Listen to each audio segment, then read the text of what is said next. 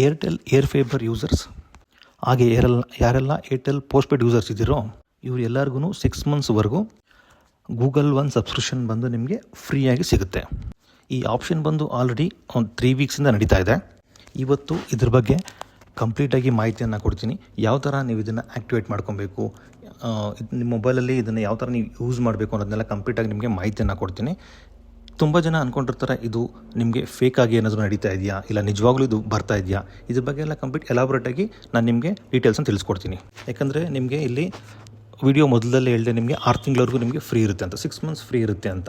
6 months free ಆದಮೇಲೆ next ಯಾವ ಥರ ಏನು ಮಾಡಬೇಕು ಇದನ್ನೆಲ್ಲ ಕಂಪ್ಲೀಟಾಗಿ ಡೀಟೇಲ್ಸು ನಿಮಗೆ ಫ್ರೀಯಾಗಿ ಯಾಕೆ ಕೊಡ್ತಾ ಇದ್ದಾರೆ, ನೆಕ್ಸ್ಟ್ ಆಮೇಲೆ ಯಾವ ಥರ ಚಾರ್ಜಸ್ ಮಾಡ್ತಾರೆ, ಇದು ಕಂಪ್ಲೀಟಾಗಿ ಡೀಟೇಲ್ಸ್ನೆಲ್ಲ ತಿಳ್ಕೊಳ್ಳೋಣ.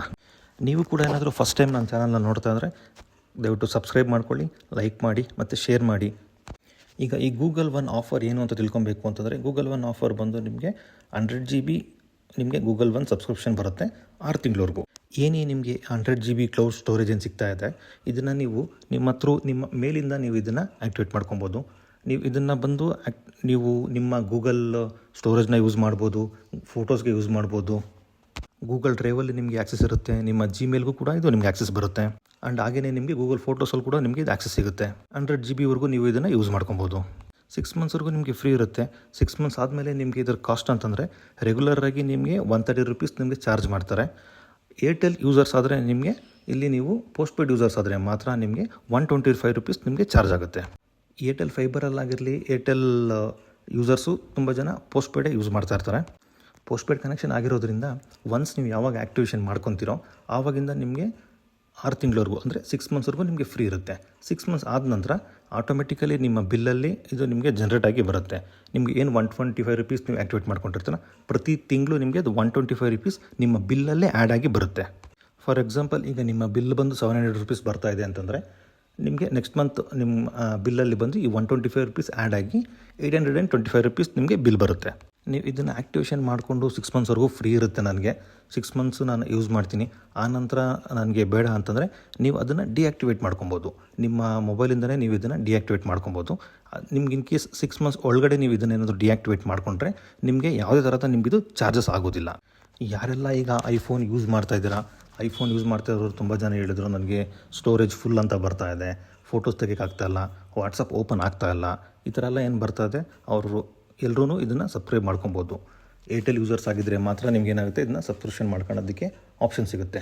ಇದನ್ನು ಯಾವ ಥರ ಆ್ಯಕ್ಟಿವೇಟ್ ಮಾಡ್ಕೊಬೇಕು, ಎಷ್ಟು ಫ್ರೀ ಬರುತ್ತೆ, ಯಾವ ಥರ ಎಲ್ಲ ಡೀಟೇಲ್ಸ್ನ ನಿಮಗೆ ಕೊಡ್ತೀನಿ. ಜಸ್ಟ್ ಈಗ ನಿಮಗೆ ಸ್ಕ್ರೀನಲ್ಲಿ ಬರ್ತಾ ಇದೆಯಲ್ವಾ, ನಿಮ್ಮ ಮೊಬೈಲಲ್ಲಿ ನೀವು ಏರ್ಟೆಲ್ ಯೂಸರ್ಸ್ ಏನು ಮಾಡಬೇಕು ಅಂತಂದರೆ ಏರ್ಟೆಲ್ ಥ್ಯಾಂಕ್ಸ್ ಆ್ಯಪ್ ಅಂತ ಬರುತ್ತೆ. ಆ ಏರ್ಟೆಲ್ ಥ್ಯಾಂಕ್ಸ್ ಆ್ಯಪನ್ನು ನೀವು ಡೌನ್ಲೋಡ್ ಮಾಡಿರಬೇಕು. ಡೌನ್ಲೋಡ್ ಮಾಡಿದ ನಂತರ ನೋಡಿ ಇಲ್ಲಿ ಓಪನ್ ಮಾಡಿದಾಗ ನಿಮಗೆ ಏರ್ಟೆಲ್ ಥ್ಯಾಂಕ್ಸ್ ಆ್ಯಪು ಈ ಥರ ಓಪನ್ ಆಗುತ್ತೆ. ಆ್ಯಪ್ ಇಲ್ಲಿ ಓಪನ್ ಆಗಿ ನಿಮಗೆ ಕೆಳಗಡೆ ಕಾಣಿಸ್ತಾ ಇದೆಯಲ್ವ, ಮ್ಯಾನೇಜ್ ಸರ್ವಿಸಸ್ ಅಂತ ಏನು ಬರುತ್ತೆ. ಈ ಮ್ಯಾನೇಜ್ ಸರ್ವಿಸಸಲ್ಲಿ ಬಂದು ನಿಮಗೆ 100 GB ಆ ಕ್ಲೌಡ್ದು ಏನು ತೋರಿಸ್ತಾ ಇದೆ 100 GB ಸ್ಟೋರೇಜ್ ಅಂತ, ಅದ್ರ ಮೇಲೆ ಆಫರ್ ಅಂತ ಏನು ತೋರಿಸ್ತಾ ಅದ್ರ ಮೇಲೆ ಕ್ಲಿಕ್ ಮಾಡಿ. ಓಪನ್ ಮಾಡಿದ ತಕ್ಷಣ ನಿಮಗೆ ನೋಡಿ ಮೇಲ್ಗಡೆಯಲ್ಲಿ ಆಪ್ಷನ್ ತೋರಿಸ್ತದೆ ಸಬ್ಸ್ಕ್ರೈಬ್ ಮಾಡ್ಕೊಳ್ಳಿ ಅಂತ ಬರ್ತದೆ. ಸಬ್ಸ್ಕ್ರಿಪ್ಷನ್ನು ಬಂದು ನಿಮಗೆ ಒನ್ಸ್ ನೀವು ಸಬ್ಸ್ಕ್ರಿಪ್ಷನ್ ಆಗಿದ ತಕ್ಷಣವೇ ನಿಮಗೆ ಆವತ್ತಿಂದ ನಿಮಗೆ 6 ಮಂತ್ಸ್ವರೆಗೂ ನಿಮಗೆ ಫ್ರೀ ಇರುತ್ತೆ. ನೋಡಿ ಇದರಲ್ಲಿ ನಾನು ಆಲ್ರೆಡಿ ಆ್ಯಕ್ಟಿವೇಟ್ ಮಾಡಿರೋದ್ರಿಂದ ನನಗೆ ಇಲ್ಲಿ ಆಲ್ರೆಡಿ ಆ್ಯಕ್ಟಿವೇಟ್ ಅಂತ ಬರ್ತಾ ಇದೆ. ನೀವು ಕೂಡ ಸಬ್ಸ್ಕ್ರಿಪ್ಷನ್ ತೊಗೋಬೇಕಾಗುತ್ತೆ. ಫಸ್ಟು ಸಬ್ಸ್ಕ್ರೈಬ್ ಮಾಡಿದ ತಕ್ಷಣ ನಿಮಗೆ ನಿಮ್ಮ ಏರ್ಟೆಲ್ ಥ್ಯಾಂಕ್ಸ್ ಆ್ಯಪಲ್ಲಿ ಕೂಡ ಇದು ಆ್ಯಕ್ಟಿವ್ ಅಂತ ಬರುತ್ತೆ. ನೀವು ಇದನ್ನು ನೆಕ್ಸ್ಟ್ ನಾನು 6 ಮಂತ್ಸು ನನಗೆ ನೆಕ್ಸ್ಟ್ ಬಿಲ್ ಬರುತ್ತೆ, ಅದರೊಳಗಡೆ ನಾನು ಕ್ಯಾನ್ಸಲೇಷನ್ ಮಾಡ್ಕೊಬೇಕು ಅಂತಂದರೆ ಸೇಮ್ ಇದೇ ಥರ ಇಲ್ಲೇ ಆಪ್ಷನ್ ಏನು ಕೆಳಗಡೆ ತೋರಿಸ್ತಾ ಇದೆಯಲ್ವಾ, ನೋಡಿ ಇಲ್ಲಿ ಆಪ್ಷನ್ ಏನು ತೋರಿಸ್ತಾ ಇದೆ ಅನ್ಸಬ್ಸ್ಕ್ರೈಬ್ ಅಂತ ಏನಿದೆಯಲ್ಲ, ಇದನ್ನು ನೀವು ಅನ್ಸಬ್ಸ್ಕ್ರೈಬ್ ಮಾಡಿದ್ರೆ ನಿಮಗೆ ಇದು ಅನ್ಸಬ್ಸ್ಕ್ರೈಬ್ ಆಗುತ್ತೆ. ಯಾವುದೇ ಥರದ ನಿಮಗೆ ನೆಕ್ಸ್ಟು ಬಿಲ್ಲಲ್ಲಿ ನಿಮಗೆ ಅದು ನಿಮಗೆ ಅಮೌಂಟ್ ಏನು ಆ್ಯಡ್ ಆಗಿ ಬರೋದಿಲ್ಲ.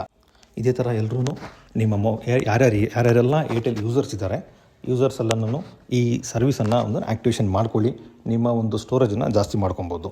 ಇದೇ ಥರ ನಿಮಗೆ ಹೆಚ್ಚಿನ ಮಾಹಿತಿ ನಿಮಗೆ ಕೊಡ್ತಾ ಇರ್ತೀವಿ ನಮ್ಮ ಯೂಟ್ಯೂಬ್ ಚಾನಲ್ ಕಡೆಯಿಂದ. ನಿಮಗೆ ನಮ್ಮ ವಿಡಿಯೋ ಇಷ್ಟ ಆಗಿದರೆ ಒಂದು ಲೈಕ್ ಮಾಡಿ, ಶೇರ್ ಮಾಡಿ.